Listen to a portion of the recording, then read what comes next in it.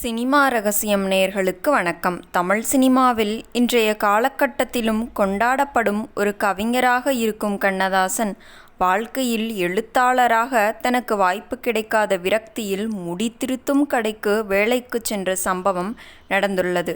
அதை பற்றித்தான் நாம் இந்த வீடியோவில் பார்க்க போகிறோம். வீடியோவை முழுமையாக பாருங்கள். கண்ணதாசன் வேலை தேடி போனது ஒரு முடி திருத்தும் கடைக்கு. இதில் முன் அனுபவம் இல்லை என்றாலும் பழகிக்கொள்ளலாம் என்று சென்றுள்ளார். ஆனால் அங்கே கண்ணதாசனுக்கு வேலை கிடைக்கவில்லை.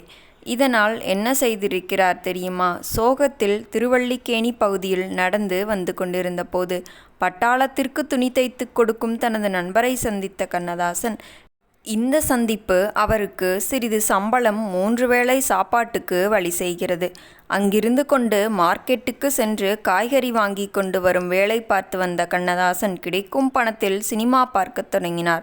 சினிமா பார்த்து பார்த்துதான் ஏன் நடிகனாகக்கூடாது என்று யோசித்தார் கண்ணதாசன். தனது இயற்பெயரான முத்தையா என்ற பெயரை சந்திரமோகன் என்று மாற்றிக்கொண்டார். ஏவிஎம் நிறுவனத்தின் உரிமையாளர் முதலில் தொடங்கிய பிரகதி ஸ்டுடியோவில் நடிக்க வாய்ப்பு கேட்டு கடிதம் எழுதுகிறார் கண்ணதாசன். இந்த கடிதத்திற்கு இங்கு இதுவும் வேலை காலி இல்லை என்று உடனடியாக பதில் வருகிறது. இதனால் எழுத்தாளராக வேண்டும் என்று சபதம் எடுத்திருந்த கண்ணதாசன் இதன் மூலம் நடிகராக வேண்டும் என்று மற்றொரு சபதத்தையும் எடுத்துக்கொண்டார். அதன் பிறகு ஒரு நாள் திருவல்லிக்கேணி போவதற்காக டிராம் வண்டியில் ஏறிய கண்ணதாசனுக்கு சென்னை ராணிமேரி கல்லூரியில் படிக்கும் எமிலி என்ற பெண்ணுடன் பழக்கம் ஏற்படுகிறது. இருவரும் மெரினா கடற்கரையில் பல மணி நேரங்கள் தினமும் பேசிக்கொண்டிருக்கின்றனர். எமிலியின் சொந்த சகோதரன் கண்ணதாசன் போல் இருந்துள்ளார். ஆனால் அவர் இறந்துவிட்டதால் தான் தனது சகோதரனைப் போல இருக்கும் கண்ணதாசனுடன் நெருங்கி பழகி பேசிக்கொண்டிருக்கிறார்.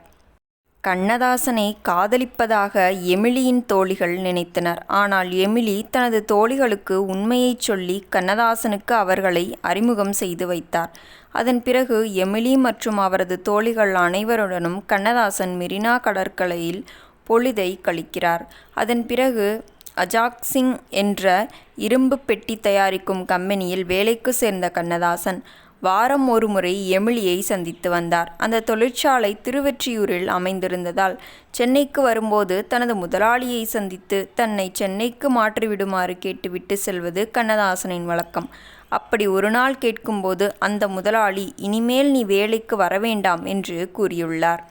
இதை எமிலியிடம் சொல்லாமல் கூட கண்ணதாசன் சென்னையிலிருந்து ஊருக்கு சென்று விட்டார். எமிலி சென்னையில் இல்லை என்று தெரிந்த கண்ணதாசன் அந்த பாதிப்பில் இருந்து மீண்டு வர பல நாட்கள் ஆனது.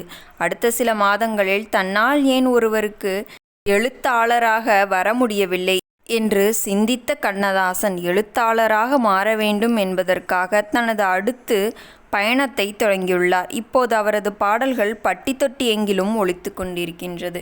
மீண்டும் நாளை சந்திப்போம். நன்றி, வணக்கம்.